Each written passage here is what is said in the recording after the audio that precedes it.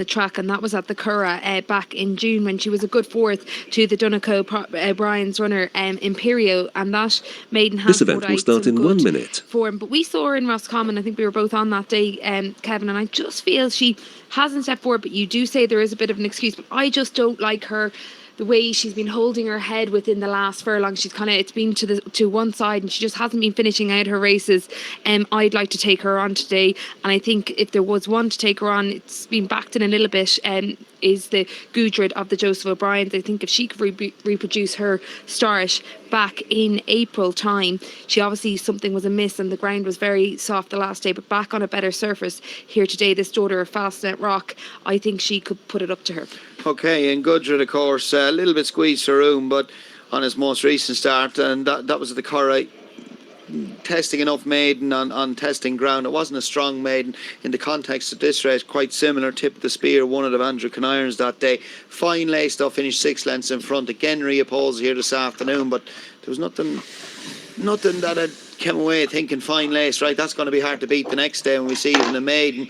Obviously Gudrid, there was excuses that day, got shuffled back in the pack, got tight for room. Spoke to Chris Hayes after, we interviewed him after his first winner. He's plenty of decent rides to look forward to. He thought Daisy Jones was his best ride to come, won a barrier trial here, won a barrier trial, and the third horse, I think, that day was Stour, that's come out subsequently as well, but he thought that was his best chance of adding to the tally. Today looks like they're all in. I think it's time to get up to Gary O'Brien for the third time.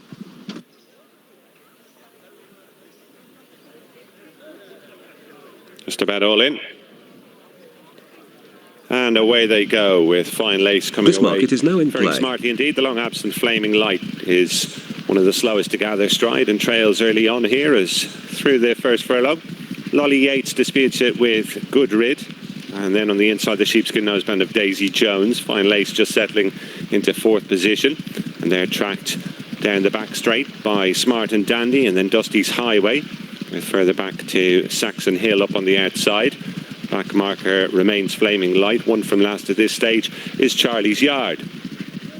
Continuing on the way down the back then, Lolly Yates the leader under Mikey Sheehy, building up an advantage of about a length and a half over Gudrid, with Fine Lace disputing third with the striped jacket sheepskin noseband of Daisy Jones. After these, Smart and Dandy, Dusty's Highway being driven along by Joe Doyle, and then after these on the inside is La Bella Viva with Jacques Sullivan, and then Saxon Hill as they prepare to swing in. Further back then on the inside is Caitlin's Dream.